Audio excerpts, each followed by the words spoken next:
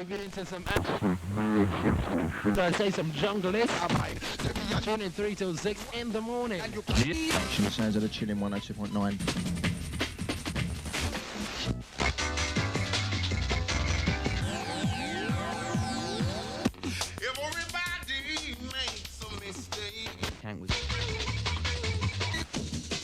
As you mix it down, it's the weekend rush. Rush FM is one of 5 pirate radio stations broadcasting from a 60s Tower Block council estate in Hackney. With a range as far as Southend on a good day, they transmit a selection of rave music to a sizable following. Unfortunately, it's illegal, and for the past 2 years they've played an elaborate game of cat and mouse with the council, the police, and the Department of Trade and Industry, all determined to close them down.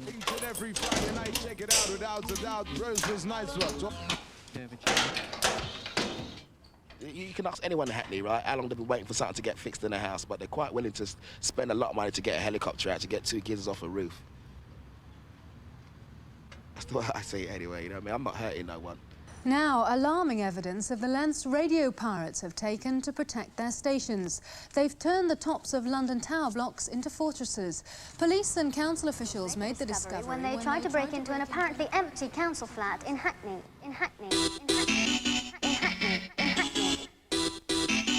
Hackney, in East London.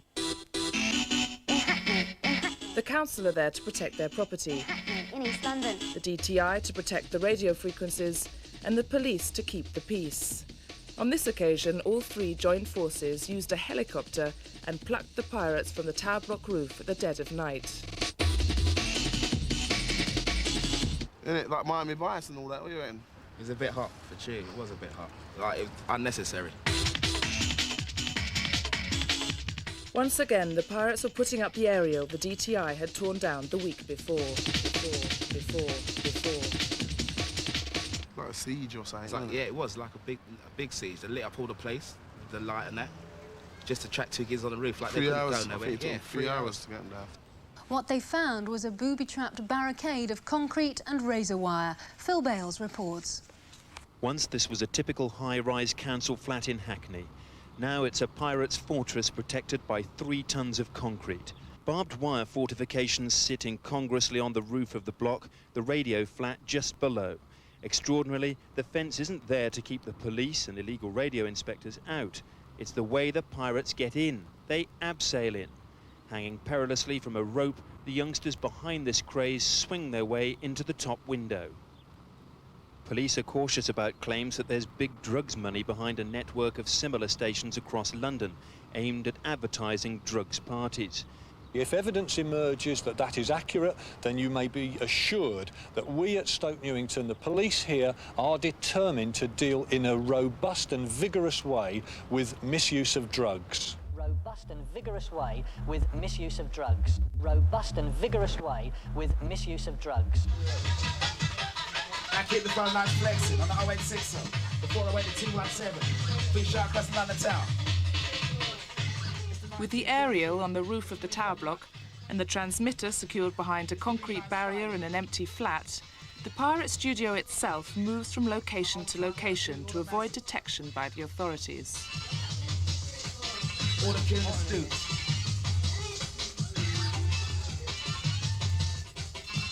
As we come and mix down the style. On the crew power sounds with the DJ Mark, alongside the Outlook, alongside the man like the Gaffer. On the MIC, and let's come with the style. As we mix down the style, it comes with Wicked on Wild. On the 19th Street, DJ Mark, is alongside me. Which is your aerial up there? Well, the 2 on the right hand side, the 2. 2 on the scaffold poles. So you lumbered all that up? Yeah. In the lift, through the roof? Actually, we had to walk high up the stairs. Yeah. You took it up the stairs? Yeah, the pole, because it was too long to get in a lift.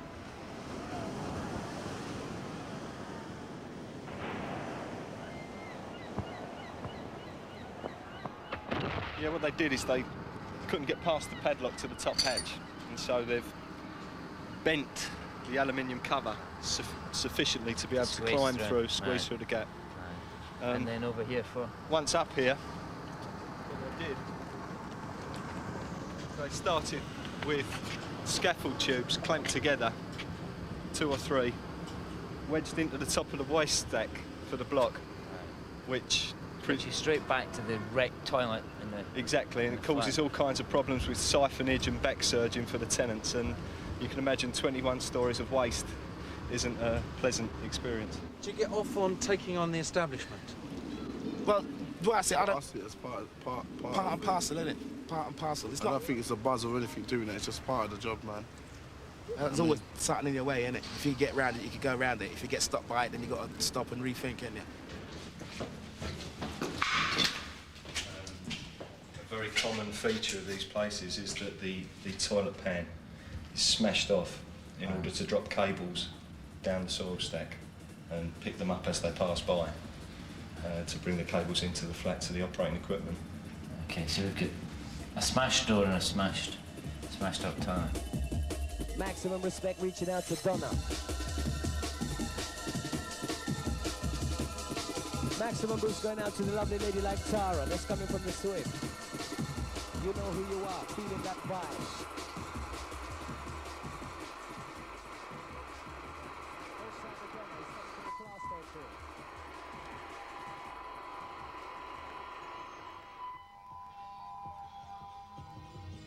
It's the rolling drums.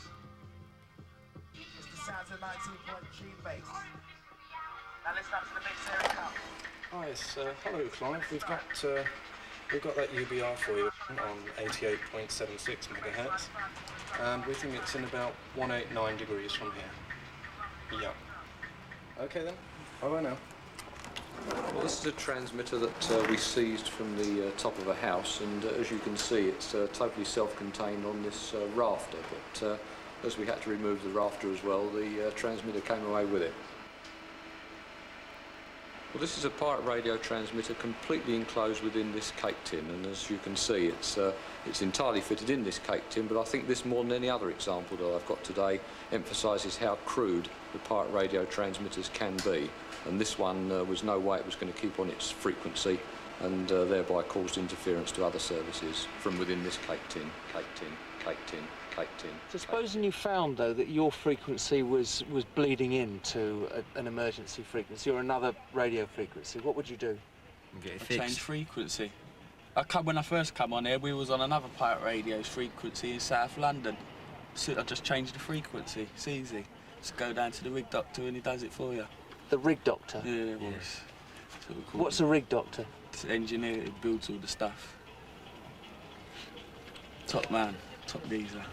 Now, since the Broadcasting Act of 1990, it can be an unlimited fine or 2 years in jail, and my staff have got the ability to prosecute those people who run stations, who advertise on stations, and who supply stations. And also we've got the ability to seize and gain forfeiture of all the equipment used in pirate stations, including the records and tapes. And that in itself is really quite a strong deterrent for people. No, there ain't one station out there that gives the people what they want. Legal station. Not one legal station. They play the music that we want to play. I don't tune into anything. People can phone up and ask for a certain record to be played, and we'll play it for them. We'll phone up and give their mate a shout on the other side of London or something like that, and you do it for them. It's a buzz really of being on here as well. When we're on here and the phone calls is coming. And then you just get a buzz, yeah. We're off the streets. When we know the people that ring in? Do you get to know the people who call in? Yeah, a lot of people we start talking to come to our raves. We've got the regular listeners who've all been on from day one since we started. What do they ring for? Shouts, big us up, big them up, big their mates up, all sorts of things like that. Find out where raves is happening. What's going on this weekend, what's happening that weekend, all sorts of things like that. I think there's a vast gulf between the listeners, who are average kids listening to particular kinds of music. There's a vast gap between them and the people who are actually organising and making money out of pirate radio stations. So what you're saying is that there are Mr. Bigs behind the stations?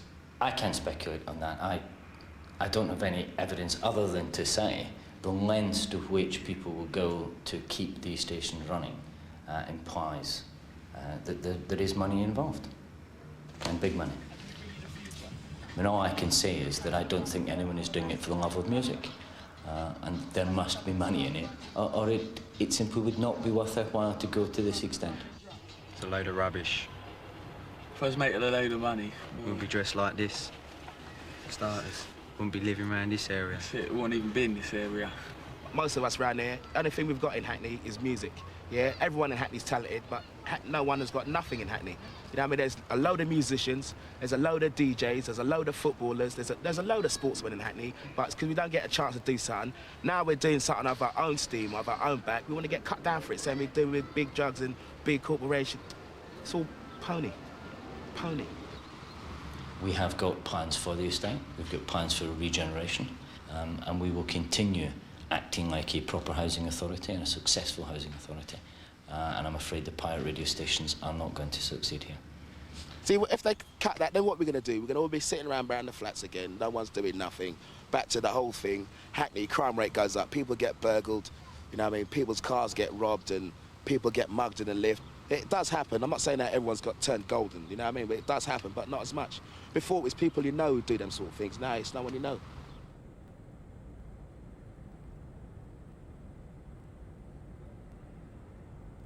Whatever happens, I'm going to still do my radio station. I do it for the public now. When I started it to do it as a joke. But now it's just a thing where it's gone beyond the joke now. Now like, I've got so much listeners. It's the biggest pirate radio station in London. And you're going to stay on air? Of course so. You're going to stay on air? Of course so. And you're going to stay on air? Of course so. And you're going to stay on air?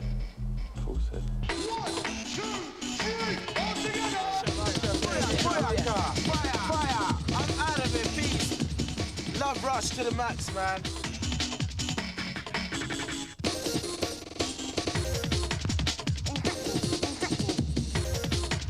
In Hackney, in East London.